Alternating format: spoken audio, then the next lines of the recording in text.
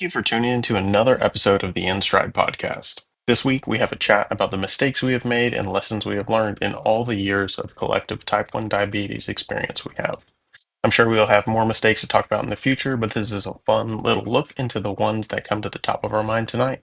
If you're finding these podcasts interesting or useful, please drop us a like or a follow on any of our social media platforms and check out our website to learn more.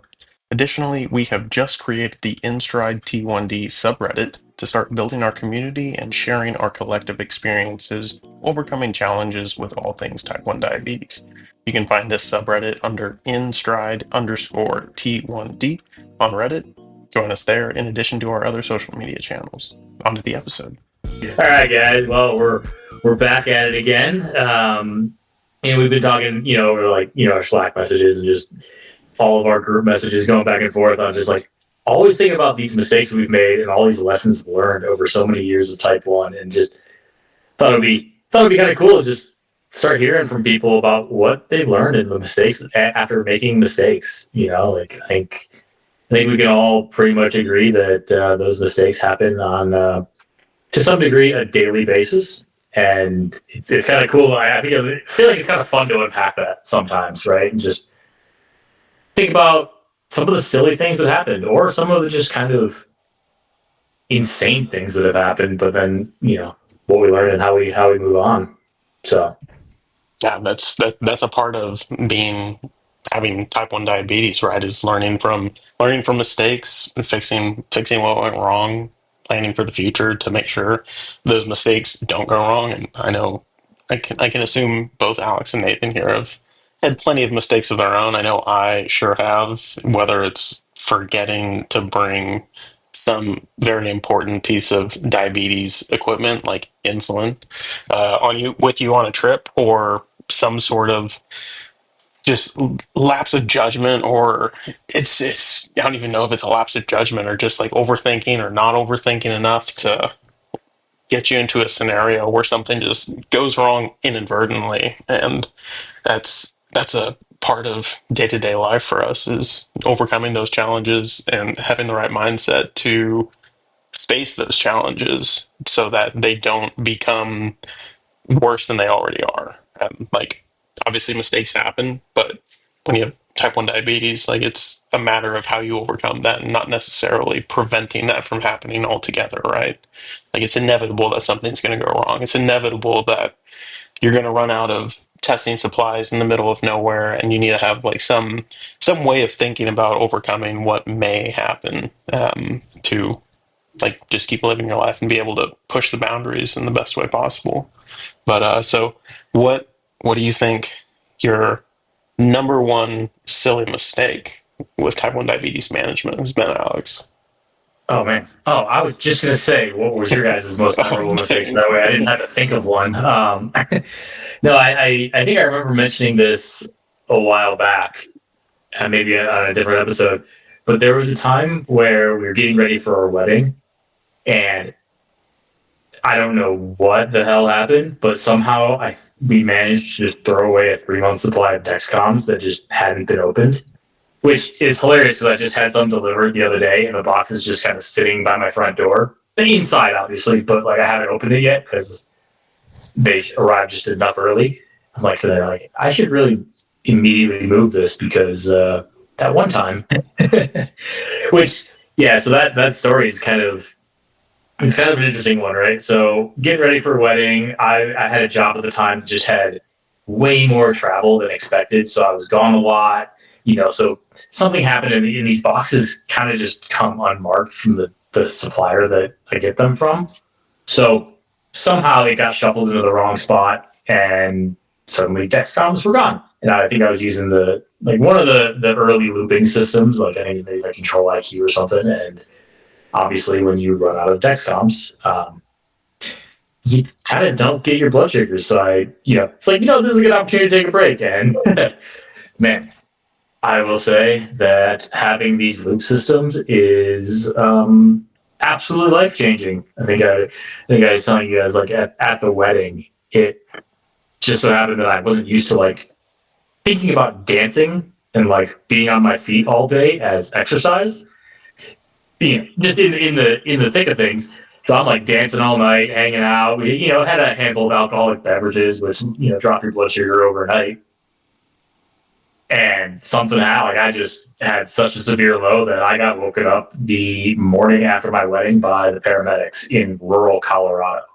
So, which ironically, one of my vows was telling my wife, or my wife saying that she was going to always feed me, fruit snacks, and didn't realize that she was going to have to come through on that literally the day, the day after. But Yeah, that's jumping into the deep end, especially first day of marriage. That's impressive. So you threw the Dexcoms away. Did you do anything different management wise, like in the interim between not having or like throwing the Dexcoms away, realizing you didn't have any before you ended up getting your next supply, however you ended up getting that? What did that look like for you? yeah, I mean, it was kind of just reverting back to the good old days of poking my finger a whole bunch, right? And luckily, test strips no longer cost $1.50 per strip. They're you know somewhere around the 5 cents a strip mark at this point. So I could actually afford to go through without having to make a trip to the doctor and get a prescription and fight with insurance on which ones they were going to cover.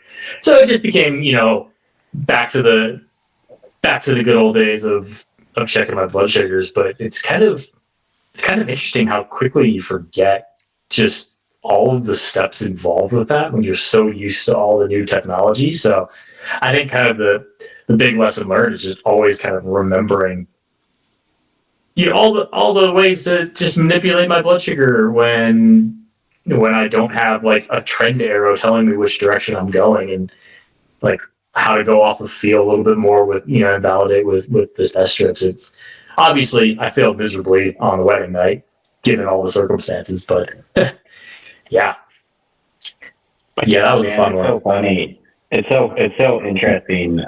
We become so reliant on CGM and watching those trend arrows. Every once in a while, when I have a sensor in, I'll just wait a while to put a new one on, just to kind of remind myself maybe how fortunate we are. I just did this the last time my Dexcom ran out. I went a day without it and just did the old finger stick thing. And I felt so vulnerable. I was like, oh my gosh, this is reckless.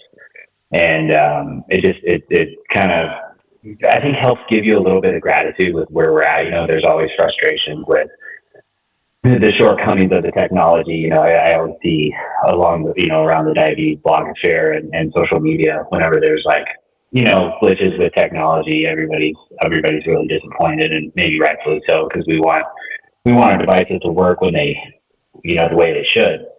But to be reminded they are devices, but then also to go without for a day and remember what it was like to have only 4 tests a day. I think that was what insurance allotted. Back before I was running PGMs, I got 4 tests a day. I wish, of course, I just paid the extra money and went over because it was necessary to be an athlete. But man, to go back to that for a day and just run on test, finger stick is pretty crazy. And I'm sure there's people out there now that still don't have access to CGM, and that's heartbreaking in itself. But it's kind of fun to go back a little bit and remember what it was like before those trend arrows. Yeah, it is kind of wild. Like actually today, I was looking for some other just some random FSA card that I have. So I needed to submit a reimbursement plan. I was like, where did that thing go? Opened a random door, oh, that's where my glucose meter is. At this point, I don't even necessarily know where I put the thing because I only check. I think it's maybe once a month at this point. It's kind of wild how we went from, wow, we're only allowed 4 times a day, to figuring out okay, how can we check 10 times a day or 15 times a day, because we need to have more consistent information to even in the earlier days of the CGMs, you still have to calibrate them almost daily for a while, and then now it's oh, cool. Well, if I don't put a code in, I have to calibrate the thing, but if I just keep track of what my code is and look at the thing on the bottom of it, of the Dexcom, it just works. and now I get to the point where all of my test strips, I think, end up expired. I'm like, well, if I desperately need one, I'll check real quick, and then we'll jolt over to Walgreens a few miles down the road, grab some, off-brand test strips, and validate, I guess. But yeah, it's crazy how things change. Are you finding off-brand test strips that are affordable? Because what blows me away is how expensive the test strips I bought just like a month ago still are. I think I have a Freestyle Light meter, and those things are expensive, man. Like buy a pack of 50 test strips, like. Oh, dude, go buy the Walgreens. Yeah, go buy the Walgreens brand or the Kroger brand one. I get 100 test strips when I go for $15. Okay, all right. I gotta change my meter again. I don't use them very often. I'm like you, Alex. I just run on my PGM, but every once in a while, if you're just like curious to go back to that archaic way of running your blood sugars, finding the cheap option is probably the way to go. Oh yeah. I mean, then I don't really care if I have to throw them away if they're expired for 3 years or something. I'll actually still use them because I feel like they generally give me close enough to an answer to. If my Dexcom's telling me I'm 350 and I'm like, I don't think I am, and I check and it's like, oh, you're 180. Should be close enough even if it's expired, but yeah, at least that's how I view it. Might be wrong. Somebody can tell me how dumb that is, but hasn't failed me yet, except for when I go dance late at night after having some alcoholic beverages. And I think there might be a few factors in for that one. We can't blame just the test strips or just the CGM for that. That's fair. That's good. No, that's the way of life. My biggest mistake, silly mistake, is not necessarily throwing something away, but it's very much in the same vein of like leaving your insulin somewhere and then leaving where the insulin is. I remember it was actually one of my first out of state race trips when I was 16, 17 years old. I went up to my friend's house, brought this. I came with like 2 or 3 bags. One bag was only my diabetes supplies, and I left that bag at his house as we left to go to the race. And I didn't realize this until we were in the middle of nowhere, Oklahoma, and my pump was out of insulin. Seems to be kind of a common theme for me. Like my pump's out of insulin, and then I realize I don't have what I need, like insulin or reservoirs or anything. So yeah, middle of nowhere, Oklahoma. I'm 17 years old. I don't have a credit card. I don't have any money. My mom gave me, but I remember this. This is either reckless or extremely like trusting of my mom, but she gave me a blank check to use only in the case of emergencies. And I was in the middle of nowhere, Oklahoma. I had no cash on me, no credit card. I mean, I'm sure in a worst case scenario, the people I was driving with would have been able to help, but I wanted to be an independent, young, diabetic man and like take care of my own shit. And I remember I asked if we could stop at a pharmacy, like any pharmacy. I don't even think it was a CVS or a Walgreens. I think it was some like small random branded something, and asked if I could buy a vial of insulin. And they asked if I had insurance, and I was like, yes, but I don't have any insurance card on me. So they ended up getting charged like whatever the full pop for a bottle of insulin and a bag of syringes was. And had to use that for the next day or two until someone else that was coming from, I think it was actually my friend's dad who ended up coming like a day later or two, a day or two later, and he brought the bag with him. But yeah, like you have to figure out on the fly like if you panic and freak out, it's only going to make things worse. And like you have to like immediately go into this next step. It's like, okay, well, I messed up. What do I do now to like fix this in the most simple and easy manner to rectify? And it's like, well, I'm just going to go buy the insulin. Yeah, it's going to suck, and I'm going to have to spend a lot of money, a lot of my mom's money, and I'm probably never going to hear the end of this. And I don't hear the end of this at all ever. But it worked, and was still able to race. Didn't race very well, but I think that was maybe because I was in over my head for the race in general and not necessarily diabetes related. Um, yeah, it's like, unfortunately, still a common theme. I keep forgetting my shit, but at least I know how to deal with it now. So I was gonna say, I mean, I feel like we all probably have, like, I've got a few. Nathan, I'm kind of curious. Do you have a story about forgetting your supply, like in the worst possible scenario?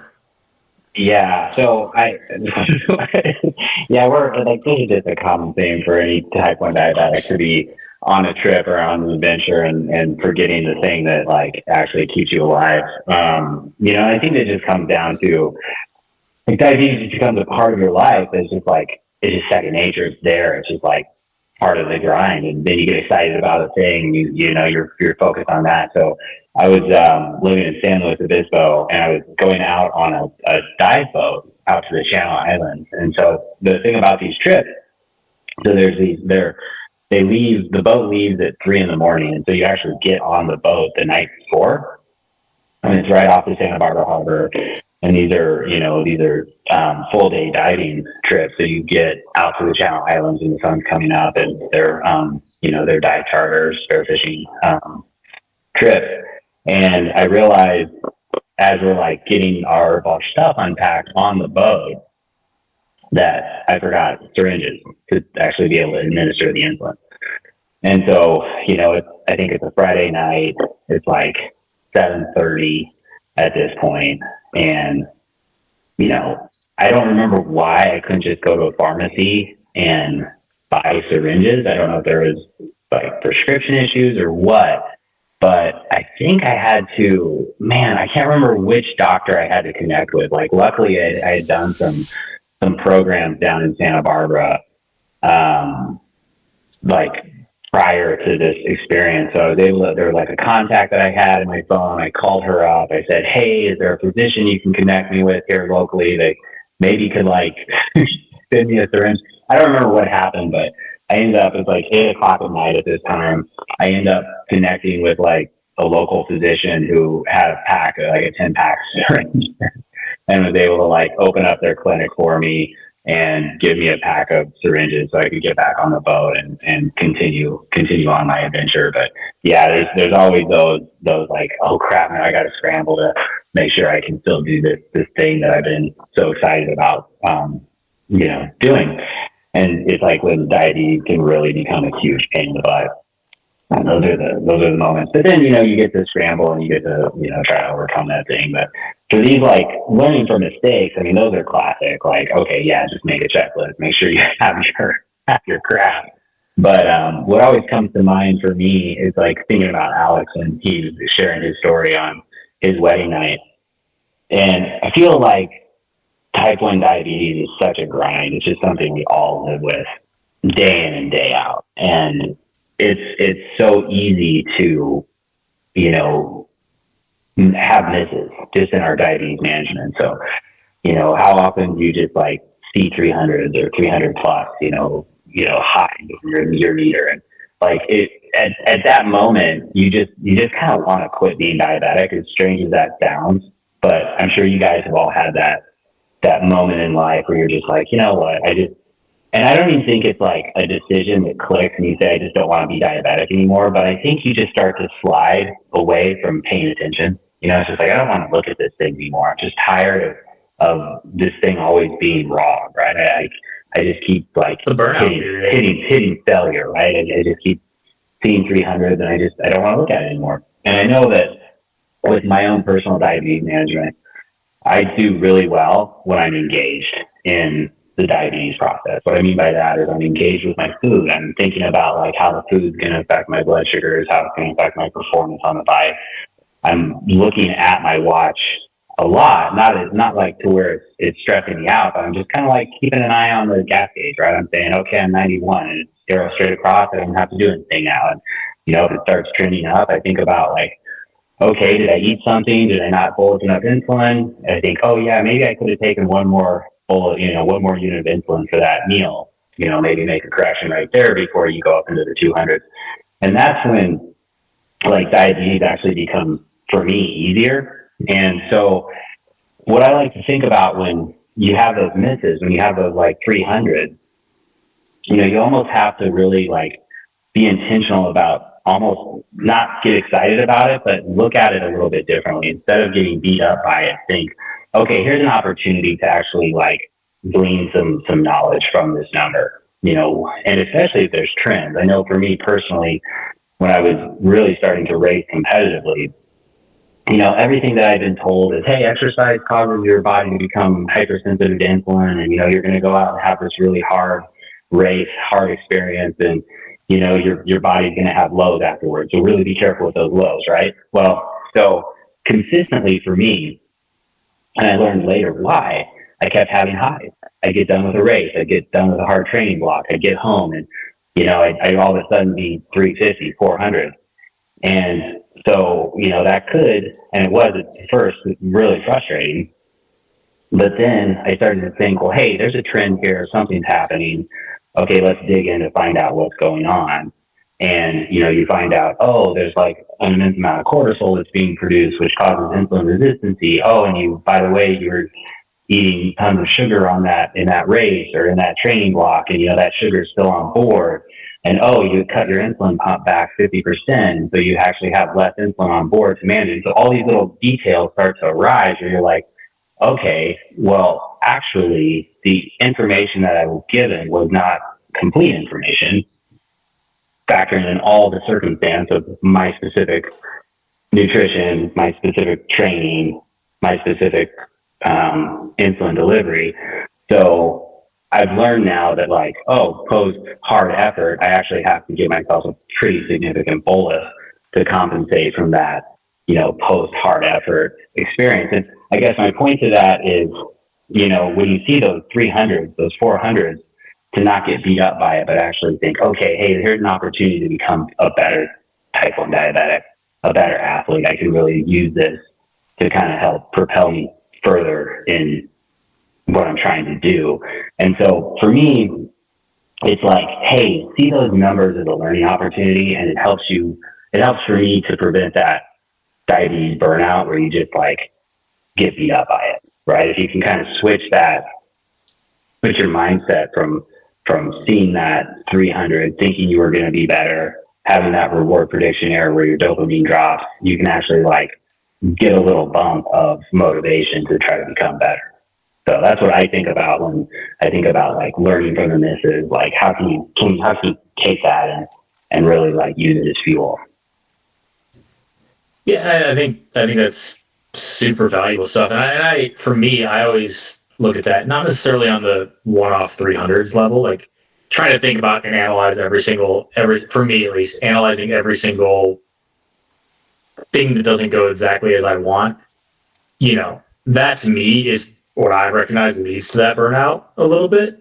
So I like to look at them on a more macro scale. I mean, personally, right?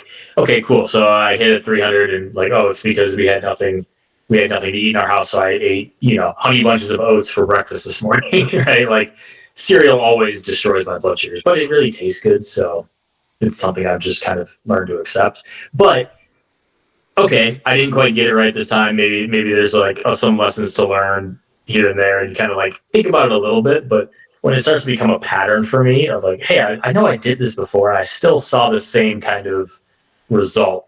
That's where I like to start looking at things personally, because if I know for my personality, if I start looking at every single blood sugar over 200 and go, what caused this? What did this? It would kill me. Mentally, I get so exhausted so fast on overanalyzing things. But so I like to look at it and go, you know what? Hey, I noticed that I've been racing, and wow, it's weird. I saw this really high blood sugar right afterward, and I didn't quite get that. And then do it again. So, oh, I noticed I saw that high blood sugar get last race. I wonder if there's something, a pattern I can start to glean. Spend a little bit of time thinking about it, then it's okay, now I start seeing another one and start seeing what did I change this time, to kind of really tease out what happened. And for me, that helps me keep a little some level of sanity going, because I think I struggle a lot with the idea of being oh, well, yeah, I'm 180. Do I care that I'm 180? And if I do care, how much do I care, and what am I going to do about it? And how am I going to, do I stand? I know there are a lot of people out there. It sounds like, Nathan, you're one of them, is really wants to be really rigid on how you look at that stuff, and I think that's awesome. I know for me, I can't. But looking from that larger, like that bigger picture, has helped me kind of get to a point where I don't feel like I run into those kind of more micro issues or like one-off issues. I don't know.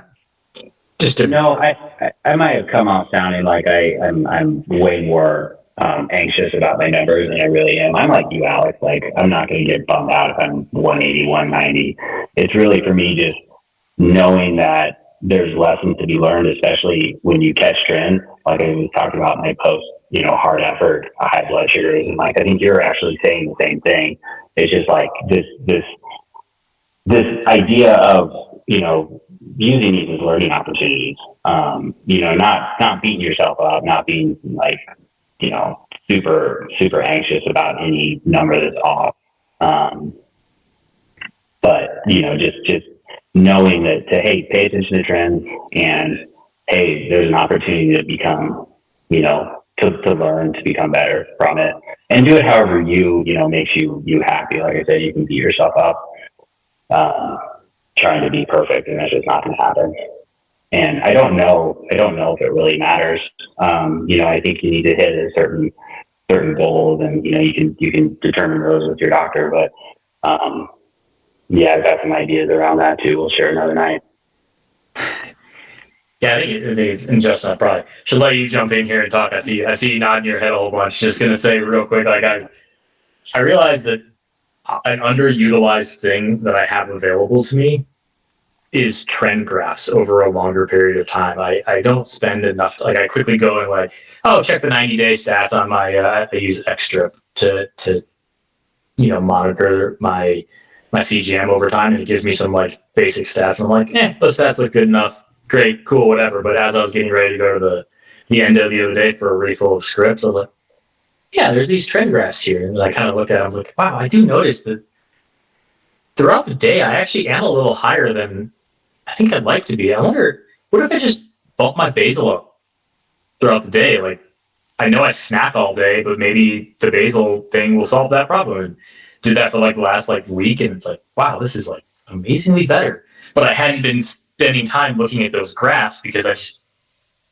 got the quick answer and it was good enough. But yeah, I don't know. So also that could be a mistake that I've made, is not leveraging the stuff I have available to me. But yeah.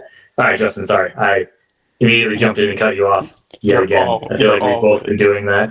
No, you guys have both had good points. And the main point I was going to say is that while both of you, it sounds similar and different in the way you approach this, the overarching theme that I see circles back to the thought Nathan's had and shared several times here is the stress is enhancing mindset. And regardless of what you do with the stress, it's seeing these opportunities as a chance to learn and to grow and to change something for the future, and not panic about it in the immediate short term, because panicking, uh, becoming more animated, more excited, more frustrated, more angry, whatever it ends up being, only makes the situation less enjoyable and less ideal for the overall outcome on the type 1 diabetes side.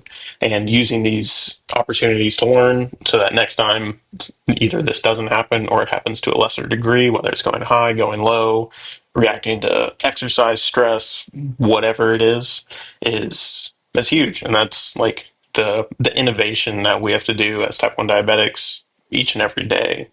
And it just builds on itself from day to day to day to day, from week to week to week to week. And that's why something the three of us share is using these opportunities to make the most of it, and like use all of the resources available to us to like see these stressful situations and use them to the best of our ability.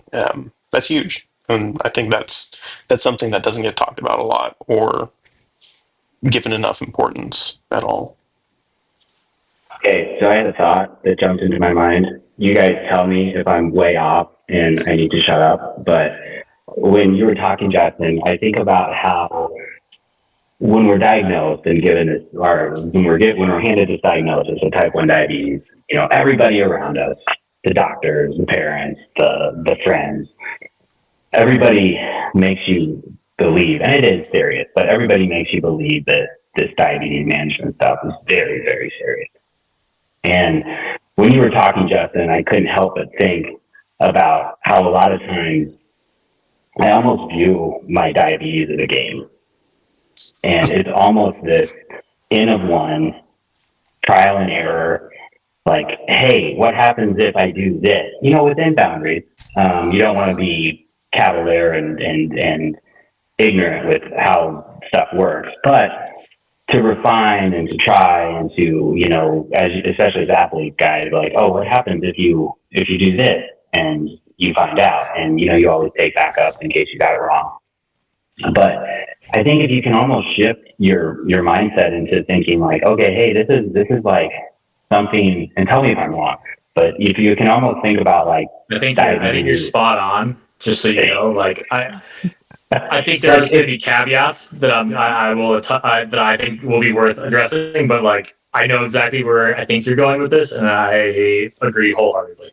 Yeah, to just like take the seriousness down a notch, right? I mean, that's really what I'm getting at. It's like, hey, sometimes being so serious about all this stuff is exhausting and it burns you out. And why not have fun with it, right? I mean, you have this like amazing body and you get to like unpack the system, and you have control over it, and so you get to like have it, make it a game, man. Have it be fun, like C300 and be like, oh crap, I didn't win today. let's try to win tomorrow. What did I do wrong? It's almost like how can we shift the view of this thing and take it less serious? I mean, it's serious because you need to like have good control and not hurt yourself, but also it can be fun. It can kind of, this whole like miss and win, miss and learn. Like, I don't know, have fun with it. Like, get something out of it. Like, give yourself challenges and, try to hit certain goals. And if you miss, then, good. Maybe you have some learning to do, like we all do every day. I don't know. Yeah. That's what popped in my mind. I'm going to jump in right before Alex does.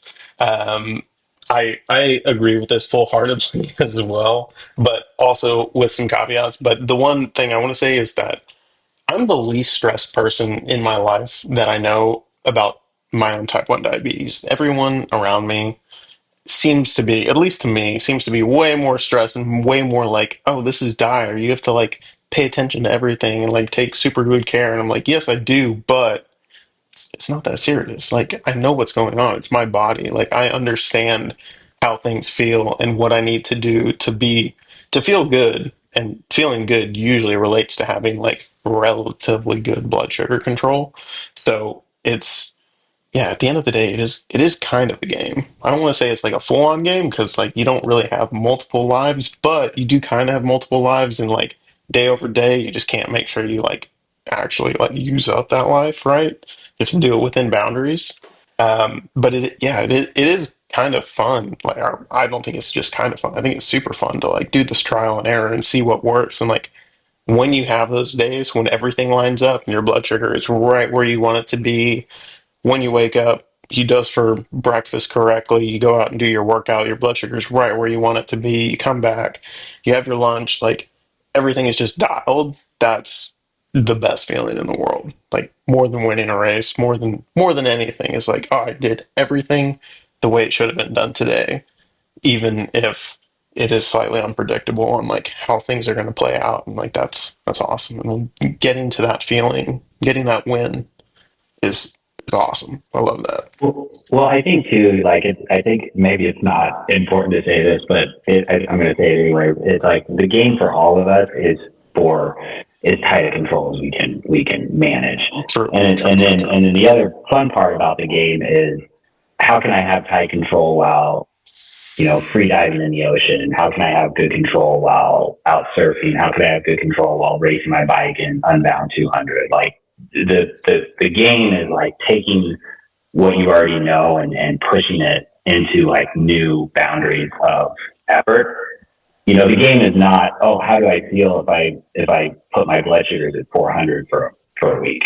That's not the game. Nobody's playing that game. Nobody wants to play that game. The game is to have really tight control and push for really tight control and, combine that with, high level athletic results. I agree with that. That probably didn't need to be said. Most people probably know that's the game we're playing, but you never know. I just want to make sure that, we're not being guinea pigs and seeing how you feel at 400 for, 48 hours. I think it is cool to talk about it as kind of a game. I think in the back of my mind, I've had that thought before, right? But I've always looked at it too, right? Of like the trial and error experiment. That's how you try something, you see how it works, you analyze the data, you refine, and I'll keep going back to my diabetes control at Unbound as like probably the best most successful diabetes day of my entire life. Like 13 hours of a blood sugar between 130 and 160 with a single spike at like 200-ish after I pounded some carbs. Like, I don't think I could have ever had that type of control just on my day-to-day basis, right? And the way you get there is I went out for 6 months and went, okay, I know I need to get to this carb intake. Let's start small. Okay, what happened to my blood sugars? Okay, what do I need to do? Okay, great, that worked. Oh, wow, I went really low trying too much insulin here. Not really low. Like I gave myself more insulin and I went a little lower than I wanted to be. Okay, let's adjust that and move on. But I do think, there is an important mental state you kind of have to be at to be able to even try that, which I think is an important. This is my caveat on what you're saying, right? Because I was excited about Unbound. I was ready to go. I was excited to learn and experience that. But on the flip side, I also think it's worth recognizing that sometimes life is more challenging. There's a lot of variables in there that really come into play. And, speaking from experience, right? Like, I work in the software industry and that's been hit hard in the last handful of years. So lots of, I myself experienced 2 layoffs in the last 3 years. Yeah. And it got to a point at some point where it's just like, go to an interview, go to another interview, go to another. No joke. I interviewed at Strava 9 times just to like find out I got second place. And you're just like, come on. And so eventually those types of things, like that's not necessarily related to the diabetes side, but you could draw parallels on, you just try all the things that are right and you learn from your, the mistakes, or you learn and you trial and error and go through. But sometimes you get to a point where it just gets really frustrating. And so I think I like the idea of the game there because it does kind of help bring it back to being more fun. And, maybe that works. But yeah, I just, recognizing that there is some, mental states that people have to work through to be able to like succeed. Yeah. No, I think that's a great analogy, Alex, because like when it is serious, right? Like your job, right? You need to like have the job to pay the bills and feed the family. It is a grind. It is stressful, and diabetes can be that way, right? And so what we're trying to do is we're trying to shift the narrative a little bit to be like, hey, let's have fun in the process, right? Because the stakes actually are quite low when you compare it to like your example, Alex. The stakes are really high. Like I need a job or I can't pay for the insulin, right? And so let's take diabetes. It's like, look, I feel like for the most part, everybody that I come across with diabetes in the U.S. at least, and in the Western countries have the baseline kind of dial to where they have access. Let's just assume we have access to medicine, we have access to testing, and so we can manage kind of a baseline of success in our diabetes management. But it's every day. It's a grind. We're going to hit up against it. We're going to hit failure every single day, right? And so, are you gonna just let those failures every day bury you to where you just give up?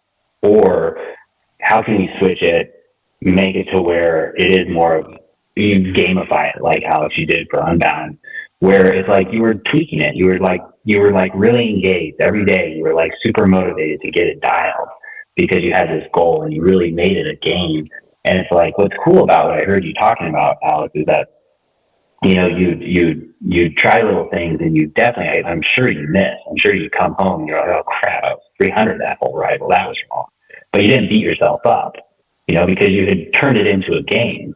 And so you're like, okay, well, this is a game and I'm going to, you know, try again tomorrow. I'm going to make some changes. And you were fine. You didn't beat yourself up in the process with all the failures that came along. You just were like tweaking, and you hit race day and you nailed it. And now you have all that information because you did make it a game. And now going into the next race, you're kind of dialed with your setup, and it'll be much easier. Yeah, and I think that's, you know, insanely well said. And I wasn't trying to say, you know, like, oh my god. Yeah, I dropped the space bar. I'm holding the space bar to unmute, so I don't ramble on too long. I have to actually like hold something in place to keep myself in check. No, but you know, I think it's interesting, right? Because it is definitely possible to get into a cycle, right? There's so many things going on in life all the time, and there's external stressors, and sometimes, you know, what's the metaphor, like the straw that broke the camel's back, right? Like sometimes it is that blood sugar being 300 that you just can't figure out when you have tons of other things going on that you just feel out of control with. That's what cracks, right? And you know, it doesn't have to, but I also think it's important, at least for me, to recognize that other people are definitely experiencing that, because that recognition, right, helps. You know, if somebody comes up to me and like, man, I just can't figure this out, and then we can kind of go back and say, you know what, let's make it a game, just like you said, Nathan. Right? Like I think that is some of like the best advice at all, right? Because then it kind of turns it into something fun. You just say, like, you know what? If you need a break from diabetes, like, take a day off. Like, that sounds insane, right? And like, just don't think about it for a day. But like, if the alternative is you're just going to be frustrated and stressed out for months and months and months on end, like, figure out what works for you and just say, you know what? Take a look at the consequences of the action. I mean, obviously, if you do something absolutely absurd, that's going to come back to bite you. But like, what is it going to take to get you to be like, you know what? Let's make this a game. This isn't necessarily the worst thing in the world. I can figure this out. Then it helps you get back into that mindset of, okay, now how can I figure this out and just crush it forever? Dude, you mentioned something there that I want to unpack on another podcast. I need to think about it a little bit more, but you mentioned a rest day, and where my brain immediately went was training blocks as you like gear up for a big race. And you know, you don't train 7 days straight.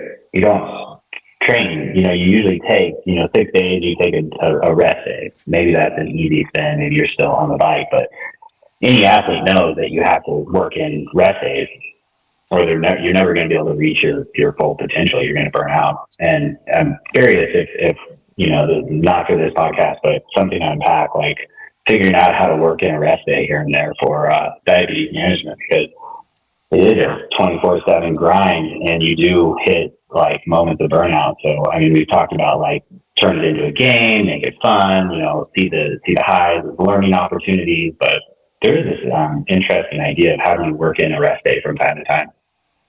I don't know. That might be some more thought in future thought. I think we could unpack in an entire episode just the idea of stress is enhancing. We could also, I think even maybe the next one, right? let's talk about this rest day idea, right? Because for me, as a cyclist with a full-time job and a toddler, and family obligations and a million other things going on, a rest day for me means I just don't ride for 3 straight days. a rest day for Justin probably means he actually goes and rides his bike still in active recovery, right? So there's huge ranges. Um, but yeah, like I think people figuring out what stuff they can not think about for a day, just to kind of give themselves a mental break without causing, absolute chaos in their life is kind of important. I mean, even even if it like comes down to like they just have to not do anything for an entire day, like their blood sugar is going to be completely jacked. But as long as it's not dangerous, then maybe that's what they have to do. I don't think I would ever do that because that seems crazy to me. But not analyzing my blood sugar graphs or not, bolusing for a snap that I have. I mean, with the loop system, or not like overthinking it. I think like that could be considered a rest day. I don't know. I like this topic, and I'm about to start rambling about it because it seems really cool. So I'm going to shut up now.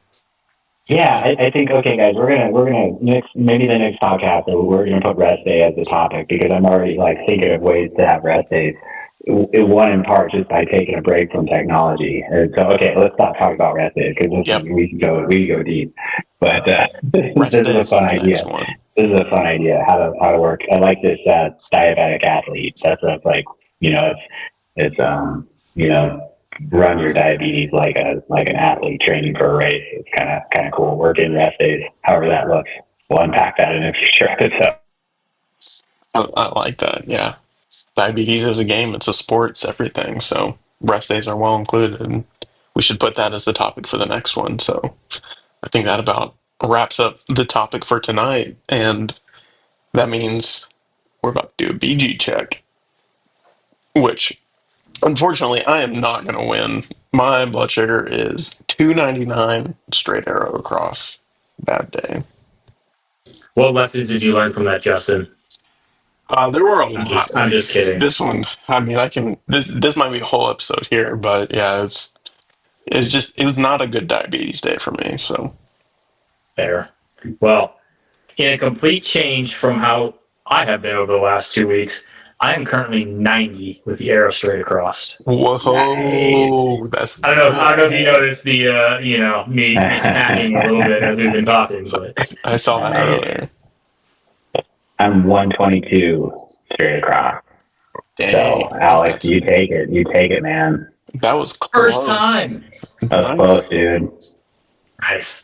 Heck yeah. This is another thing we're doing with the game. I know on Tuesdays, right? I know I need to have my blood sugars at least marginally under control, so I don't look like a complete idiot. As we compare. I love this actually because we started this podcast just thinking about misses, right, and like lessons learned from misses, and I know I didn't have the intention of thinking about and talking about turning diabetes into a game, but I think we kind of landed on something kind of fun here. I think that's a fun takeaway for the day. That's a solid, fun takeaway, and yeah, there's a lot inside that, and plenty more for us to unpack in the future. Or you could say in stride that. On that, I should. That was bad. I don't know how that one lines in, but good. And the mic has been dropped. Whoa. Good job, Alex. Good job. Stop recording. Wait. On an InStride related note, for anybody that's listening, go check out the subreddit that we created, so we can start building this community up. I know we've talked about it a handful of times. Just where we can all share these insights, share our misses, share our successes, things like that. We got it going. It's pretty barren right now, but we need people on there. We'll start trying to do more posts as well. Probably. Yeah. InStride subreddit. We'll end it with that. Thanks for listening, y'all. Catch y'all at the next one.